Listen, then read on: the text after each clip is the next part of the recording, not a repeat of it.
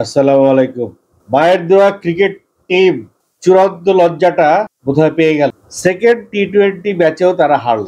এখন তৃতীয় টি-20 ম্যাচটা হেরে হোয়াইট ওয়াশ হয়ে একেবারে লজ্জার শীর্ষ স্থানে পৌঁছানোর একটা প্রতিযোগিতায় নেমেছে মায়ের দেওয়া ক্রিকেট টিম।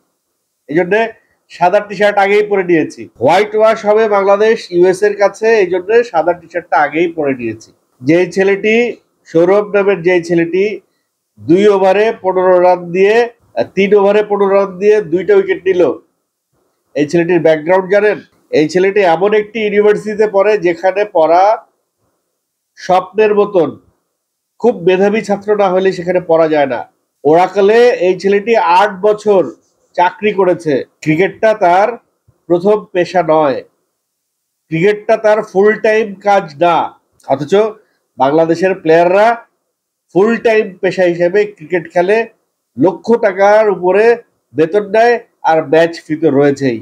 এত এত কিছু দিয়ে দেয় বাংলাদেশের ক্রিকেটারদেরকে, তারপরেও ইউএস এর মতো এরকম একটি দুর্বল দেশের কাছে তাদের কেন হারতে হয়?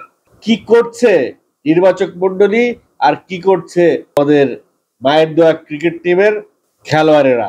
আজকে জুম্মাবার, একটু আগে আগে মসজিদে যাব, হুজুরকে একটু রিকোয়েস্ট করবো যে হুজুর আমাদের মায়ের দেওয়া ক্রিকেট টিমের জন্য একটু দোয়া করবেন, মন খুলে দোয়া করবেন, যেন অ্যাটলিস্ট হোয়াইট ওয়াশটা না হইতে হয়। এই হোয়াইট ওয়াশের লজ্জা হয়তো তাদের কাছে কিছু না, কিন্তু জাতি হিসেবে, একজন ক্রিকেট প্রেমী হিসেবে, একজন ক্রিকেটের দর্শক হিসেবে আমাদের কাছে এটি একটি বিশাল লজ্জার। ইউএসএ থাকা আমাদের ভাই বন্ধুরা খোঁচা মারবে আমাদেরকে ফোন করে, ইউএসএ থাকা নেটিজেনরা খোঁচা মারবে আমাদেরকে পোস্ট করে, আমাদেরকে নিয়ে ট্রল করবে। সেই ট্রলের যে অপবাদ, সেই অপবাদ মাথায় নিয়ে আগামী কয়েকটা বছর চলতে হবে।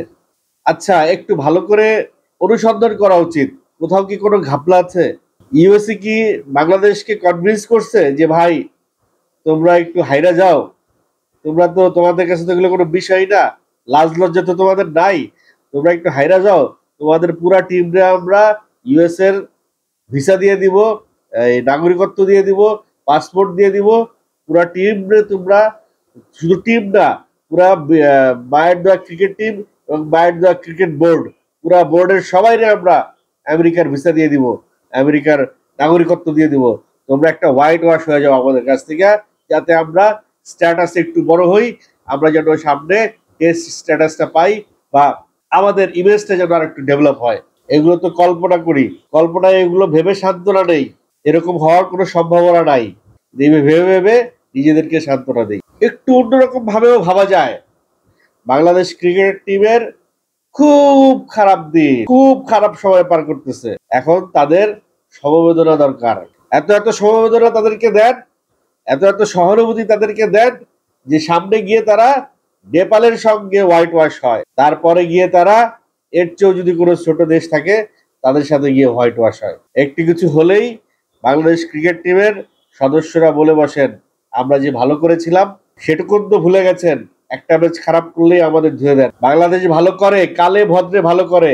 কোচ সালাউদ্দিন বলছিল যে বাংলাদেশ টিম মাঝে মধ্যে 2-1 ভালো ম্যাচ খেলে, এই 2-1 ভালো ম্যাচ খেলার কারণে বাংলাদেশকে যে সুযোগ সুবিধা দেওয়া হয়, এই 2-1 ভালো ম্যাচ যদি বাদ দিয়ে দেন তাহলে বাংলাদেশের কোনো ভালো ম্যাচই নাই, বাংলাদেশ ভালো খেলেই না।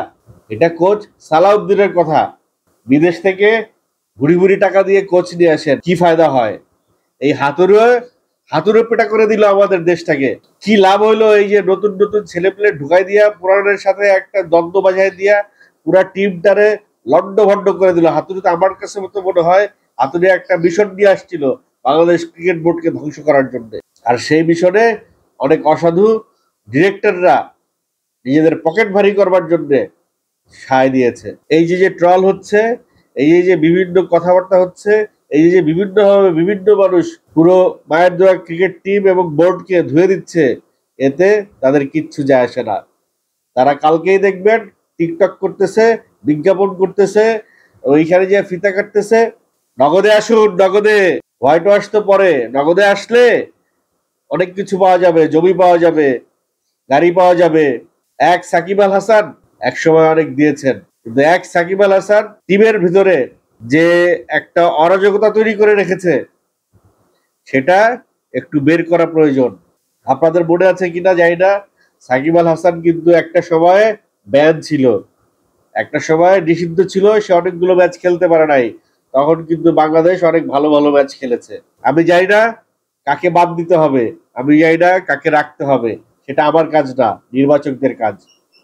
শুধু এইটুকুন জানি যে ইউএস এর মতো একটা টিম, যাদের প্রধান পেশা না, তারা কতটুক ডেডিকেশন দিয়ে খেললে বাংলাদেশকে হারিয়ে দিতে পারে, সেই ডেডিকেশনটা বাংলাদেশের ছিল না, সেই ইচ্ছা শক্তি, সেই মনোবলটা বাংলাদেশের ছিল না, যেটা ইউএস এর ছিল। প্রথম ম্যাচ একটা অ্যাক্সিডেন্ট হয়ে যেতে পারে, হইতে পারে যে একটা অ্যাক্সিডেন্ট হয়েছে, কিন্তু পরপর 2 ম্যাচে হেরে যাবে, এটা কোনো অ্যাক্সিডেন্ট না। এটা বাংলাদেশের ব্যর্থতাকেই আঙুল দিয়ে দেখিয়ে দিচ্ছে যে কতটুক তারা প্রস্তুত, কতটুক তারা দক্ষ, কতটুক তারা ফিট। আরো অনেক অনুশীলন করতে হবে, আরো কঠোর পরিশ্রম করতে হবে, আরো আত্মবিশ্বাস নিয়ে খেলতে হবে। যেই বলে আউট হয়, যেরকম আউট হয়, সেই আউটগুলো দেখলে হাসি পায়। এখনো বাজে শট খেলে আউট হয়, একটা ভালো শট খেলে যদি আউট হইতো তাহলে সান্ত্বনা দেওয়া যেত। এমন এমন শট খেলে আউট হয়, মনে হয় গলির ক্রিকেট খেলতে নামছেন। বাচ্চা বাচ্চা ছেলেরা বলে দিতে পারে যে এই শট সে হলে খেলতো না। তাহলে আন্তর্জাতিক পর্যায়ে গিয়ে তাদের সমস্যাটা কোথায় হচ্ছে, কোচিং এর ঘাটতিটা কোথায় হচ্ছে। এক সালাউদ্দিনকে বাংলাদেশের কোচিং স্টাফ হিসেবে জয়েন করাইতে পারলো না, এটা মায়ের দোয়া ক্রিকেট বোর্ডের একটা বড় ব্যর্থতা। এক সালাউদ্দিন যেভাবে বিপিএল এ নিজের কোচিং এর, নিজের স্কিলের, নিজের পারদর্শিতার প্রমাণ দিয়েছে, তারপরে সেই সালাউদ্দিনকে কেন বাংলাদেশ ক্রিকেট বোর্ডে টনক নড়ে না যে তাকে এই বাংলাদেশ ক্রিকেট টিমের কোচ হিসেবে নিয়োগ দেওয়া যেতে পারে। যাই হোক, সেগুলো তাদের বিষয়। দর্শক হিসেবে আমার কাছে শুধু মনে হয় যে একটা ভালো ম্যাচ দিক, একটা ভালো ক্রিকেট খেলুক, বাজে দেশের সঙ্গে ভালো টিম নিয়ে হেরে না আসুক। জানি না এই মায়ের দেওয়া ক্রিকেট টিমের নাম, এই সুনাম তারা কতদিন ধরে রাখবেন, কিন্তু এই সুনাম তারা ধরে রাখুক, এটা আসলেই চাই না। আর একটু সিরিয়াস হতে হবে। আগে মাঠে পারফরমেন্স দেখান, তারপর মাঠের বাইরেরটা দেখতে হবে।